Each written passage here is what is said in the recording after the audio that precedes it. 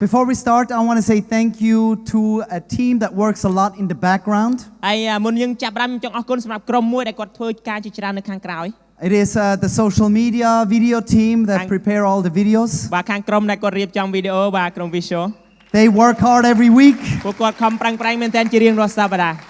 And they produce the videos that are shared on Facebook and on YouTube. ពួកគេបានកាត់តនិងរៀបចំវីដេអូជាច្រើនដែលយើងចែករំលែកនៅក្នុង Facebook និង YouTube If you like this message, បើសិនបងប្អូនចូលចិត្តនៅព្រះបន្ទូលមួយនេះ they record it so you can share it with your friends. ពួកគាត់បានថតទុកហើយបងប្អូនអាចចែករំលែកជាមួយនឹងមិត្តភក្តិ Or if you forgot already tomorrow night what I talked about, you can listen again. ឬក៏បងប្អូនស្អែកថ្ងៃស្អែកភ្លាមភ្លេចនៅអ្វីដែលគ្រូបានចែកចាយបាទអាចស្ដាប់ម្ដងទៀតបាទ Because how many times did I listen to a message where I said this was so good for my heart? ពីព្រោះជាច្រើនដងដែលខ្ញុំស្ដាប់ទៅព្រះបន្ទូលដែលគ្រូចែកចាយឲ្យខ្ញុំថាអូល្អមែនទែនសម្រាប់ចិត្តខ្ញុំ But then 2 days later, oh, what was it about? ពីថ្ងៃក្រោយមកខ្ញុំថាអីនិយាយពីអីចេះ 2 weeks ago, what was it about? ពីសប្តាហ៍មុននិយាយពីអីចេះលោកគ្រូ Last week I came and I got prayer. What was it about? ហើយសប្តាហ៍មុនខ្ញុំមកខ្ញុំឲ្យគេអធិដ្ឋានឲ្យស្អីទៅខ្ញុំភ្លេចបាត់ហើយ Who is a little bit like that? បងប្អូនណាខ្លះអញ្ចឹង All right. So that's why we have YouTube. នេះគឺជាមូលហេតុដែលយើងរៀបចំ YouTube You can go back and you can watch again បងប្អូនអាចត្រឡប់ទៅស្វែងរកហើយនឹងមើលម្ដងទៀត and let God speak to you again. ហើយអនុញ្ញាតឲ្យព្រះជាម្ចាស់មានព្រះបន្ទូលមកយើងម្ដងទៀត So thank you video social media team for preparing all these awesome videos. អរគុណក្រុមវីដេអូសម្រាប់ការរៀបចំវីដេអូដ៏អស្ចារ្យទាំងអស់នេះ For the next 4 weeks we're going to talk about values. សម្រាប់4សប្តាហ៍តទៅមុខនេះយើងនឹងនិយាយអំពីតម្លៃ Values describe who we are. តម្លៃពណ៌នាអំពីតើយើងជានរណា Because every church has a unique look. ព្រោះថាក្រុមជំនុំនីមួយៗគេមានការមើលឃើញថាខុសៗគ្នា When you come from the outside you see the ICF church. នៅពេលដែលបងប្អូនមកពីខាងក្រៅឃើញថា ICF ក្រុមជំនុំ ICF And it looks unique. ហើយមើលទៅដូចជាខុសគេ Let me see the picture. តើលើសលេងមើលរូបភាព Yes, that's the church from the outside. បាទនៅខាងក្រៅដែលយើងមើល I took this picture 2 weeks ago. ខ្ញុំថតរូបមួយនេះ Or ពី some សប្តាហ៍ actually the photo team took it. ក្រុមគាត់ថតទេមែនខ្ញុំ I just thought this is a beautiful picture. ហើយខ្ញុំក៏ចាប់ Every church looks different from the outside. ពីព្រោះថាក្រុមជំនុំនីមួយៗមើលទៅខុសៗគ្នាពីខាងក្រៅ And it also looks different from the inside. ហើយក៏មើលខុសគ្នាដែរនៅខាងក្នុង And it's a different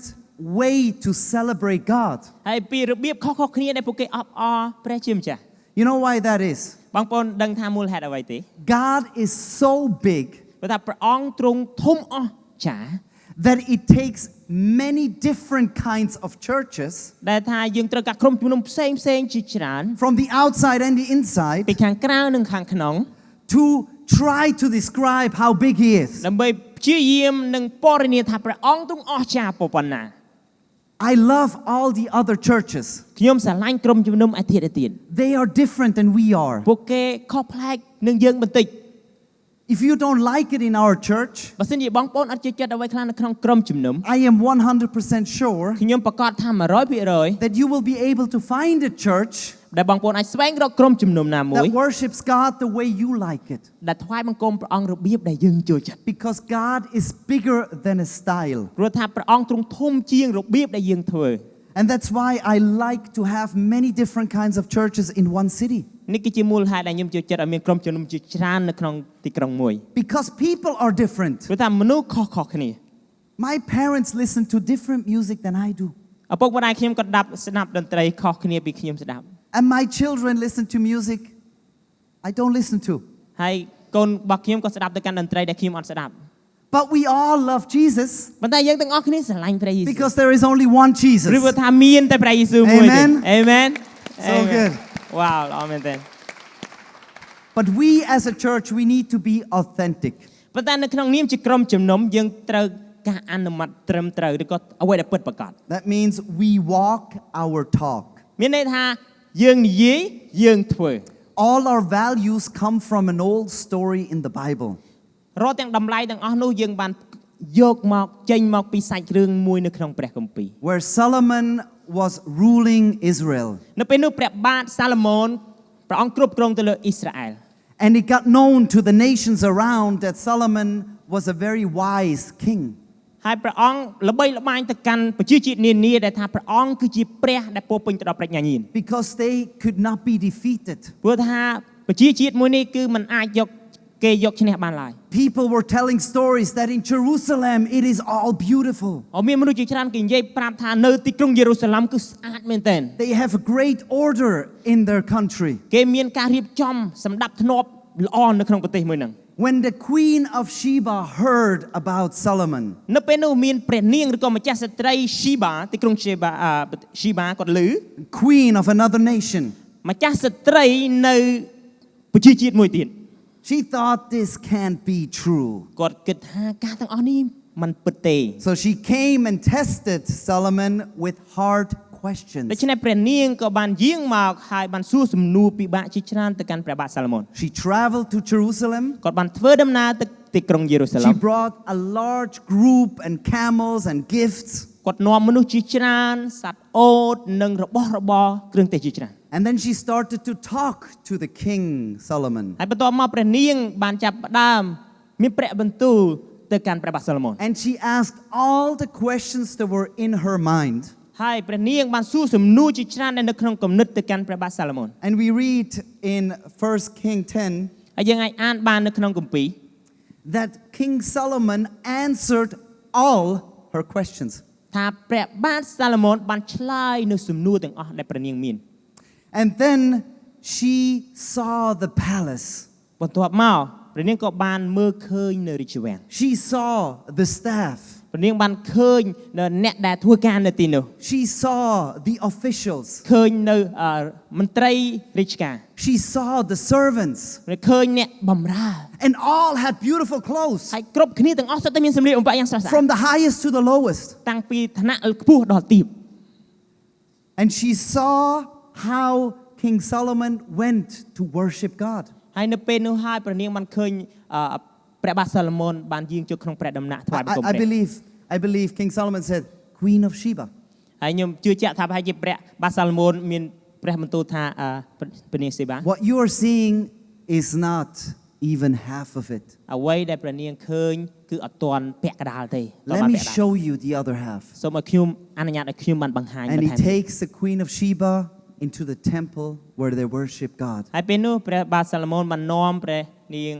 Sheba បានទៅហើយនឹងក្នុងព្រះដំណាក់នៃព្រះ She saw the whole burnt offerings Solomon made in the temple of the Lord.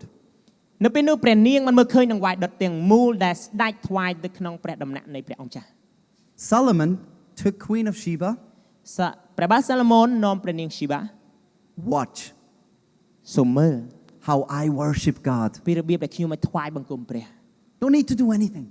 មិនចាំបាច់ធ្វើអីទេ But this is important. ប៉ុន្តែការនេះគឺសំខាន់មែនទែន I love this story. ខ្ញុំជឿចិត្តរឿងមួយនេះមែនទែន You know what says the next sentence after that? បងប្អូនដឹងថាមានរឿងអ្វីកើតឡើងប្រយោគអីកើតឡើងបន្ទាប់ពីហ្នឹង All these things amazed her. រាល់ការទាំងអស់នោះបានស្ញប់ស្ញែងទៅកាន់ព្រះនាងជាខ្លាំង So she said to the King Solomon, ដូច្នេះព្រះនាងឬក៏ម្ចាស់ស្ត្រីបាទព្រះនាង What I heard about your country and about your achievements and wisdom is true. បាទព្រះនាងបាទមានសវន័យទៅកាន់ព្រះបាទសាឡូមោនថាពាក្យទាំងប៉ុន្មានដែលខ្ញុំម្ចាស់ឮគេនិយាយក្នុងស្រុករបស់ខ្ញុំចាស់ស្ដីពីព្រះករុណានិងប្រាជ្ញាញាណរបស់ព្រះករុណាពិតជាត្រឹមត្រូវមែន I could not believe them. ខ្ញុំសឹងតែមិនជឿពួកគេ But now I have come and I have seen with my own eyes. ប៉ុន្តែឥឡូវនេះខ្ញុំម្ចាស់បានមកទីនេះហើយខ្ញុំម្ចាស់បានមើលឃើញដល់តបភ្នែក The Queen of Sheba was just hearing about ពេលនោះព្រះ the នាង king and Jerusalem. គាត់តែស្ដាប់ឮពីចម្ងាយតាក់ទងទីក្រុងហើយនឹងអ្វីនៅទីនោះ And she said, this cannot be true. ហើយព្រះនាងគិតថាវាមិនអាចជាការពិតទេ I have to go and see. ខ្ញុំត្រូវតែទៅដើម្បីមើលឃើញផ្ទាល់ And she came critical ហើយព្រះនាងមកដោយមានការសំណួររីគុណជាច្រើន with a lot of hard questions. សំណួរពិបាក But then she was amazed. ហើយបន្ទាប់មកព្រះនាងបែរជាស្ញប់ស្ញែងវិញ And she said, I've seen with my own eyes. ព្រះនាងបានមានព្រះបន្ទូលថាខ្ញុំបានឃើញផ្ទាល់ភ្នែកខ្ញុំម្ចាស់ហើយ And then she goes on to say, ហើយបន្ទាប់មកព្រះនាងមានប្រសាសន៍ទៀតព្រះបន្ទូលទៀតថា I have not been told even half of it. បាទខ្ញុំម្ចាស់យល់ឃើញថាអ្វីដែល គេរៀបរាប់នោះបានត្រឹមតែពាក់កណ្ដាលប៉ុណ្ណោះ The people that told me how awesome it is អស់អ្នកដែលបានប្រាប់ខ្ញុំថាព្រះរាជរបស់ព្រះអង្គអាណាចក្ររបស់ព្រះអង្គល្អប៉ុណ្ណានោះ actually they were lying តាមពិតពួកគេនិយាយមិនត្រឹមត្រូវទេ it's even more awesome និយាយទៅវាអស្ចារ្យជាងនឹងទៅទៀត just imagine the joy that Queen of Sheba had ស្មារតីនៅអំណរនៃព្រះនាងគាត់ដែលគាត់មាន and she says your people are so blessed ហើយព្រះនាងមានព្រះបន្ទូលទៀតថាប្រជាជាតិរបស់ព្រះអង្គពិតជាសំណាងឬក៏មានព្រះពរហើយ and then she says something amazing ហើយមានរឿងអ្វីទៀតដែលព្រះនាងមានប្រសាសន៍ praise the Lord your God បាទសូមលើកដំកើងព្រះអង្គម្ចាស់ជាព្រះរបស់ព្រះករុណា who has blessed you to be the king ដែលមានព្រះគុណចំពោះព្រះករុណាដែលបានប្រទានពរ it's so awesome that she starts to worship the living God អស្ចារ្យមែនទែនដែលឃើញព្រះនាងដែលមិនស្គាល់ព្រះក៏ថ្វាយបង្គំព្រះដែលមានបជនគុំ because of what she has seen ដោយសារតែអ្វីដែលគាត់បានមើលឃើញ of what she has experienced ឬក៏អ្វីដែលគាត់មានបទពិសោធន៍ suddenly she changes មួយរំពេចនោះគាត់ចាប់ផ្ដើមផ្លាស់ប្ដូរ and she begins to worship ហើយគាត់ចាប់ផ្ដើមថ្វាយបង្គំ then she gave the king a huge amount of gold and spices and jewels បាទបន្ទាប់មកព្រះនាងក៏បានថ្វាយមាសហើយនឹង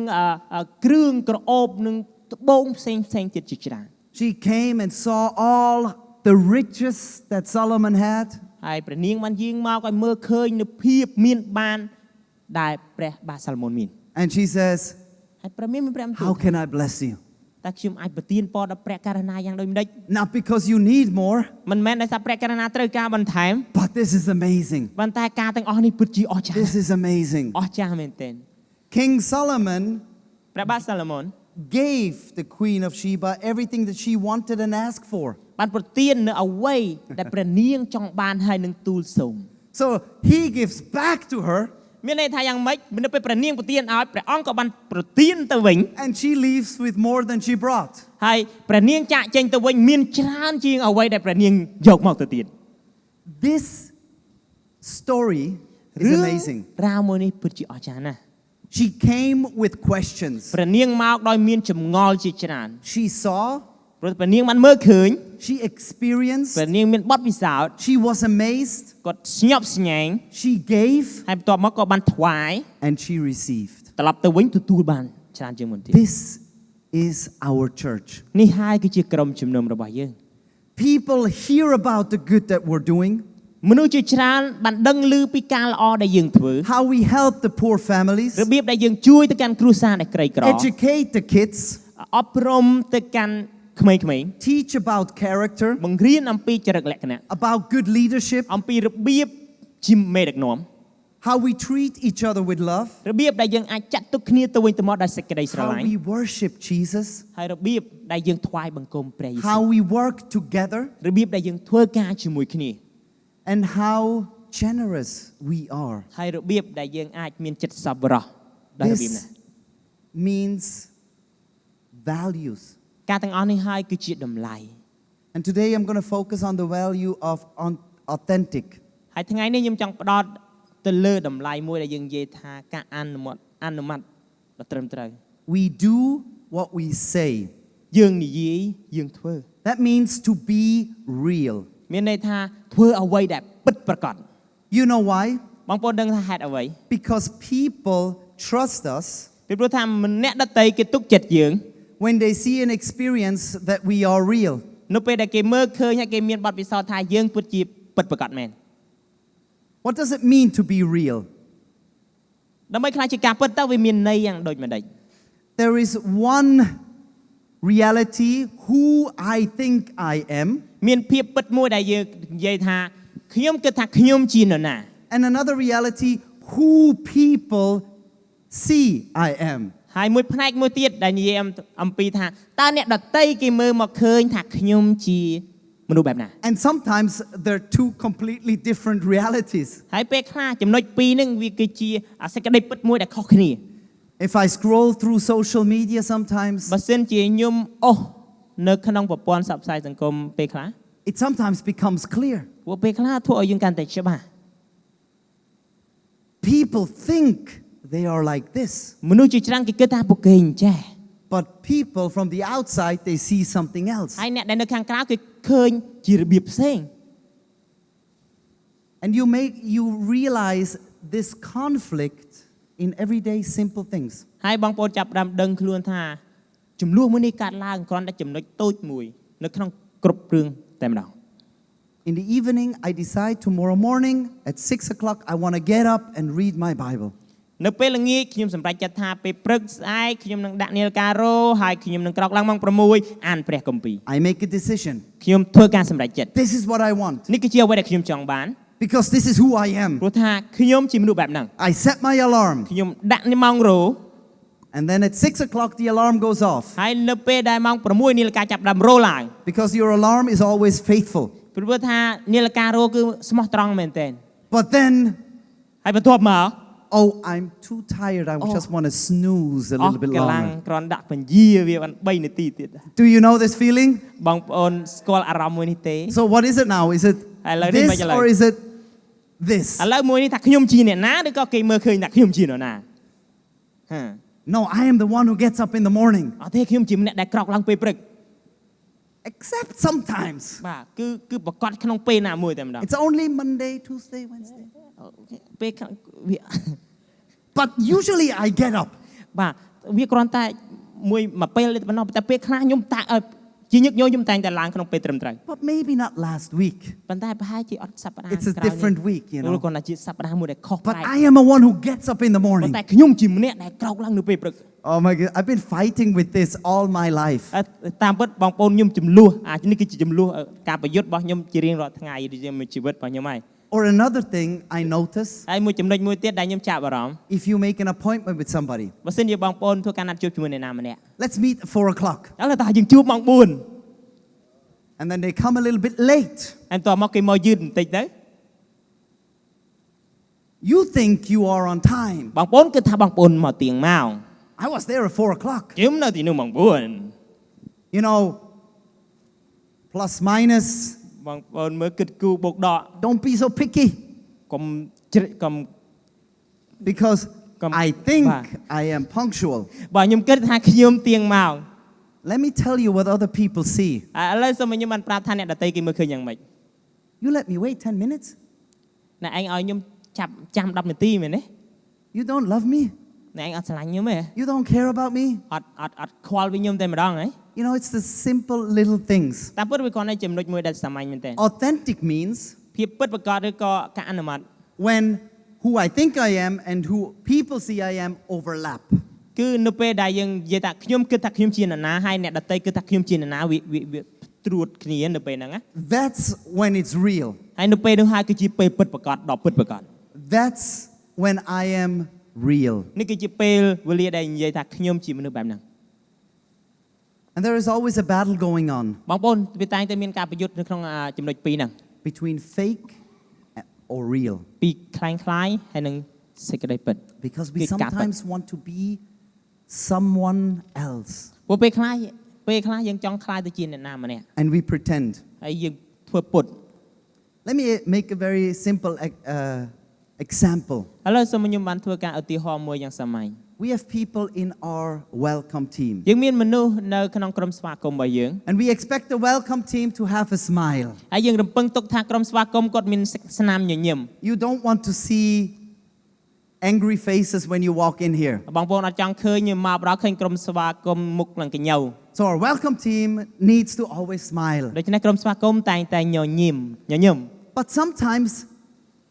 they But that- don't feel like it. ពេលខ្លះគេអត់មានអារម្មណ៍ថាត្រូវញញឹមសោះ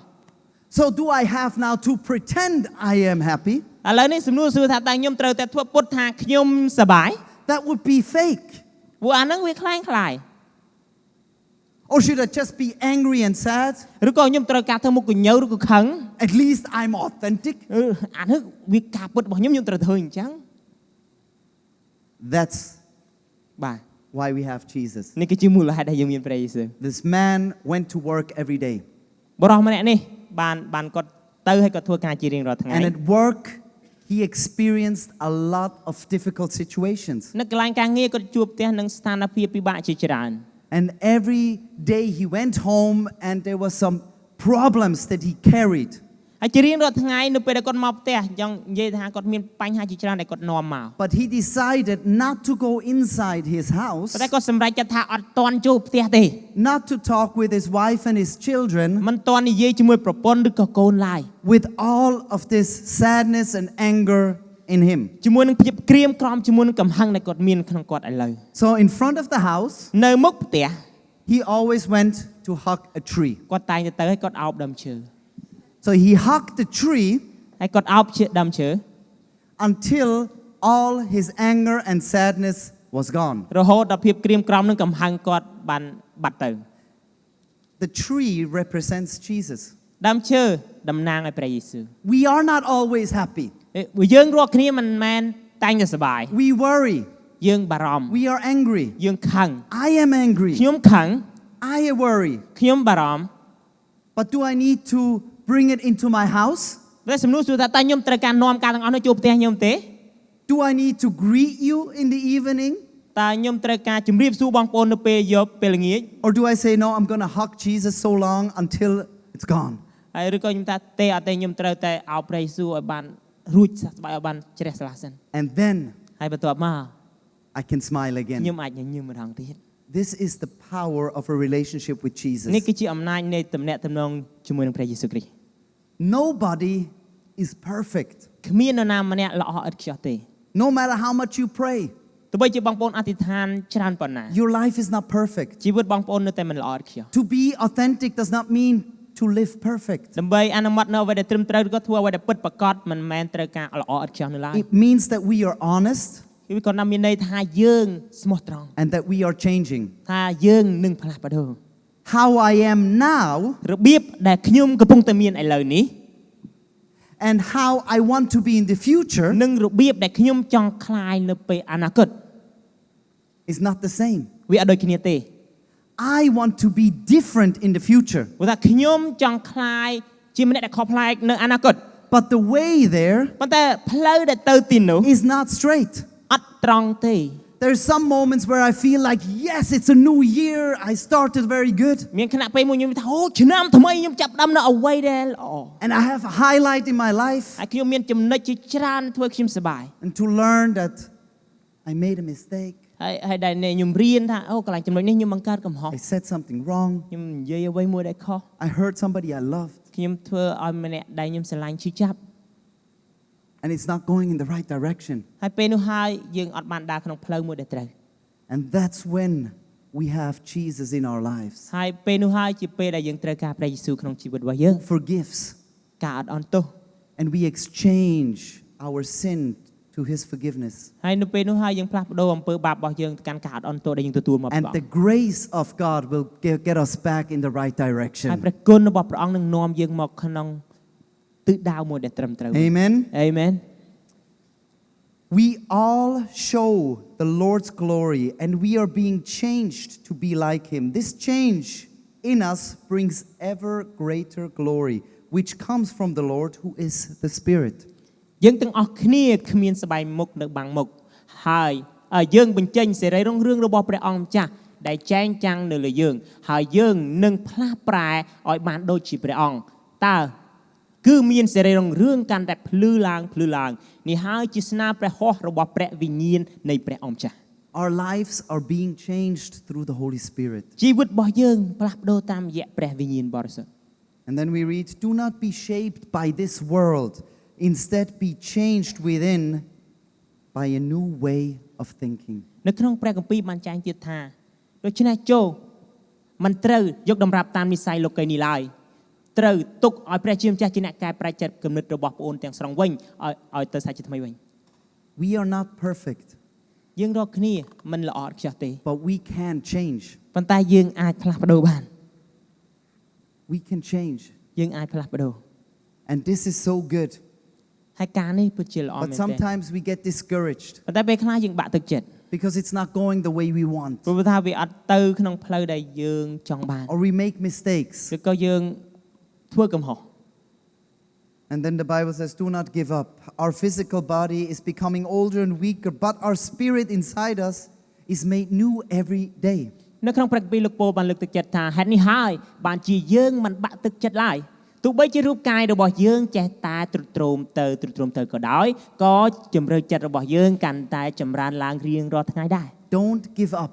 កុំបោះបង់ចោល because the Spirit of God makes you new every day. ព្រោះថាព្រះវិញ្ញាណរបស់ព្រះអង្គធ្វើឲ្យយើងកើតឡើងសាជាថ្មីម្ដងទៀតចង់និយាយថាកាន់តែស្រឡះឡើងជាថ្មីម្ដងទៀត Jesus says to his followers, ព្រះយេស៊ូវទ្រង់មានព្រះបន្ទូលទៅកាន់សាវករបស់ព្រះអង្គ I give you a new command. ខ្ញុំសូមផ្ដល់បទបញ្ជាថ្មីទៅអ្នករាល់គ្នា Love each other. ចុះស្រឡាញ់គ្នាទៅវិញទៅមក You must love each other as I